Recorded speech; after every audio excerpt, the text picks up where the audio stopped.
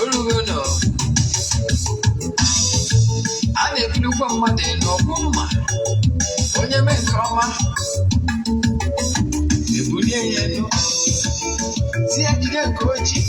I got it. You can find you one cock down. Where can it is? That's why they got it. Yes, now Ugochi tubelu. Walk on my oraifite. They got it.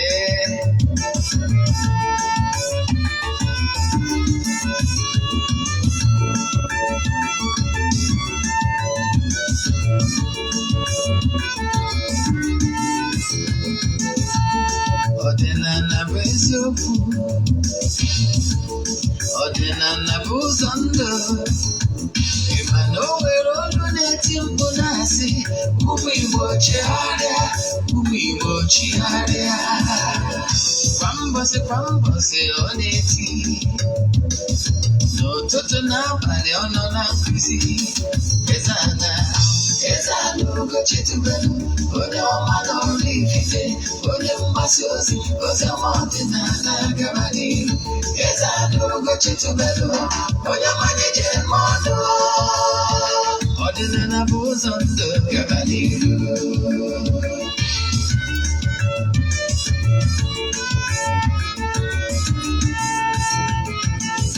Eze-Ana Ugochi tubelu, onye ọma na oraifite, onye mgbasa ozi, ozi ọma ọdịnala gaba n'ihu.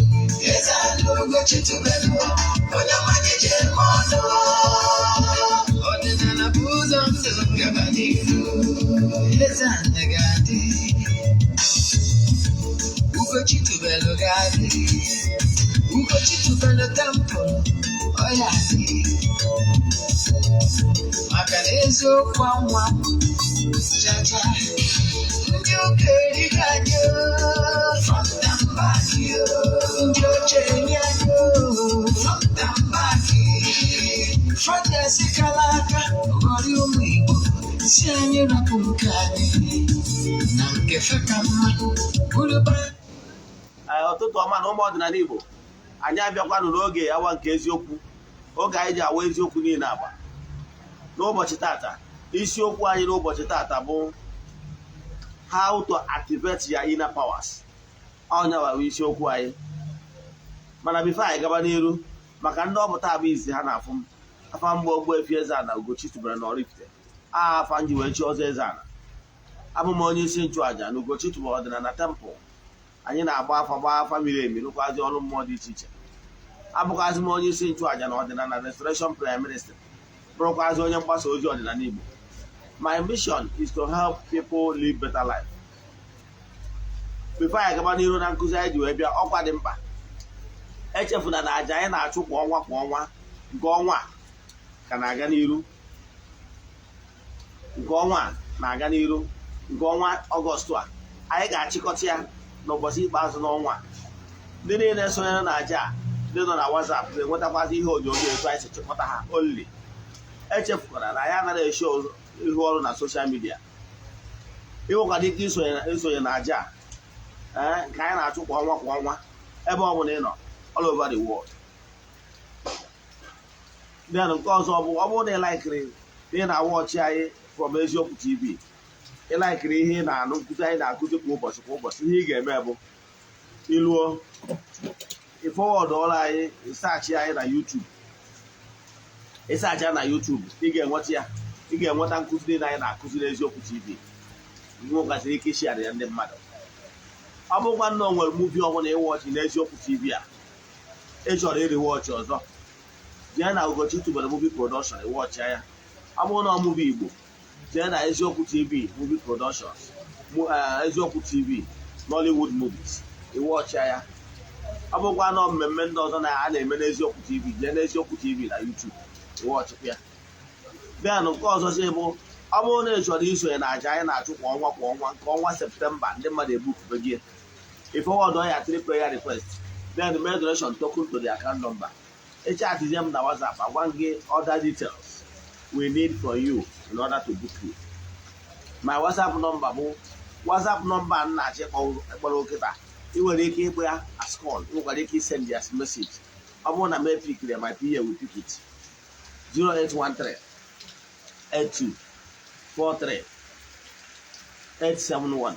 I repeat, 0813 82 43 871.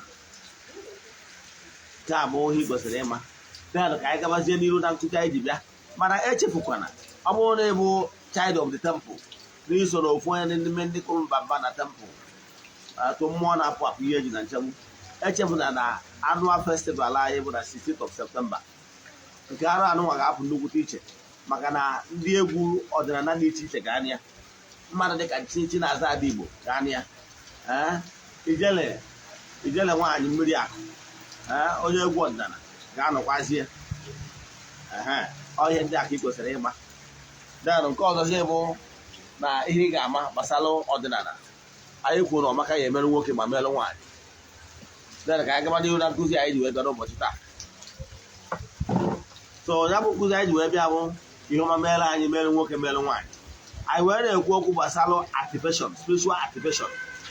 Wee chọọ ka nkọwalụ gị ihe ị kwesịrị ịma. Nke mbụ, human spirit, human being consists of two things. Very important. One, the spiritual. Two, the body, the earthly clock, the body.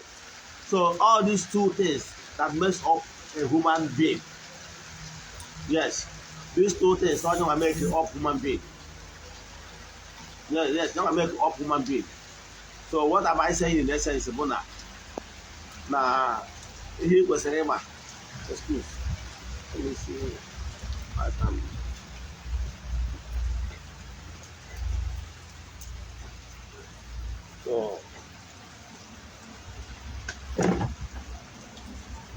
So sorry for that little distraction.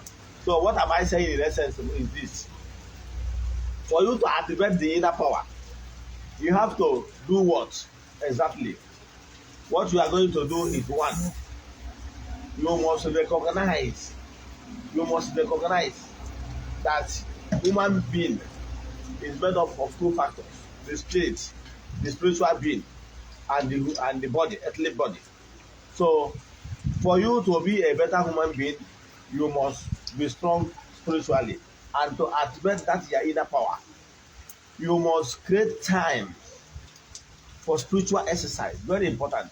In fact, without spiritual exercise, or I call it quiet time, or silent time, meditation moment, or reflection, whatever name you choose to call it, what is important is the time for spiritual soul searching. You can call it soul searching. That time for you to reflect and look inward you and be able to engage your inner and spiritual forces. Let me give you an example. No company will be successful or progressive if they don't have what is called board meetings. During these board meetings, they will be able to evaluate their activities, the company that have the activities, and know the areas where they need to improve. Yes, they must do that from time to time. If not all the staff of the company, the leadership of the company must from time to time rub minds to know where and they know what is called assessment. Yes, assessment. So that assessment will help them to evaluate, to know if the company is moving forward or the company is going down. And they will now discuss on what to do in order to improve what is going on in that company. You get? So what am I saying in essence is this? You must have time for spiritual exercise. Very important. You must have a time that you normally set aside. Time that you will take yourself away from noise. Time you take yourself away for soul searching. Now, it's like in the spiritual realm, it's like having what we people normally call board meeting. Yes, you must have it. Because that is the only way you have to You organize yourself. I will stop here, but what I want to tell you today is learn how to engage your inner beings. That is the only way you can communicate. That is the only way you can absorb. And that's the only way you can get inspiration from your spiritual forces.